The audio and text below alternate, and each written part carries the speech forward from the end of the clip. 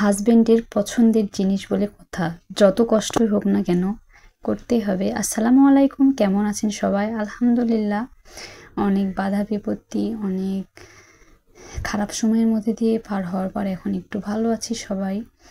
আর যে মা বোনেরা তাদের বুক খালি করে তাদের সন্তানরা চলে গেছেন, তাদের আত্মার মাগফিরাত কামনা করে আজকের ভিডিও শুরু করছি। তো আজকে আমি পিঠা করব, পাকওয়ান পিঠা। তো এটা আমাদের বাড়ির সবাই অনেক পছন্দ করে, আর আমার বর এটা খেতে খুব পছন্দ করে।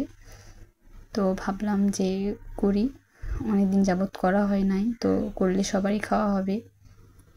তো এই কারণে আমি চিনি দিয়ে পানিটা গরম করে নিলাম। তারপরে এখানে আমি আটাগুলো সুন্দর করে চেলে নিলাম, কারণ এখন বর্ষার সময় আটাতে পোকা ধরে।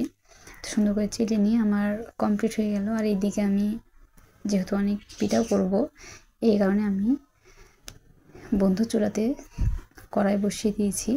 খড়ি দিয়ে করব পিঠা, যেহেতু অনেক সময় লাগবে।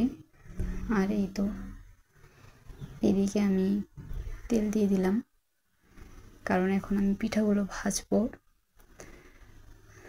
তো কম বেশি সব রান্না পিঠা সবই করতে পারি। আগে কিছুই জানতাম না, বিয়ের পর সব শিখেছি। তো এই তো দিচ্ছি। আর অবশ্যই সবাই আপনারা কমেন্ট করবেন কার কার এরকম পিঠা খেতে পছন্দ। তেলে ভাজা পাকওয়ান পিঠা আমারও ভালো লাগে, আর এটা বাসি হলে মনে হয় আরও বেশি মজা লাগে। তো এই তো সুন্দর হয়ে ফুলে গেছে পিঠাগুলো। এর আগেও আমি যখন বানিয়েছি তখন পিঠাগুলো এরকম করে সুন্দর হয়ে ফুলে যায়। তো যেহেতু অনেক পিঠা ভাজতে সময় লাগবে, তো আমি এখানে একটা একটা করে দিয়ে ভাজছি। তো এই তো দেখতে পাচ্ছেন পিঠাগুলো, আর কেমন হয়েছে অবশ্যই কমেন্টে জানাবেন। তো যাই হোক, অনেক কথাই বললাম। আর আমার এইটা নতুন পেজ বিউটি সংসার, অবশ্যই সবাই সাবস্ক্রাইব করবেন। আর আমি চেষ্টা করব নিয়মিত ভিডিও আপলোড করার। তো আপনারা সাপোর্ট করে পাশে থাকবেন ইনশাল্লাহ। আর নতুন নতুন ভিডিও দেখার জন্য অবশ্যই চ্যানেলটি সাবস্ক্রাইব করে রাখবেন।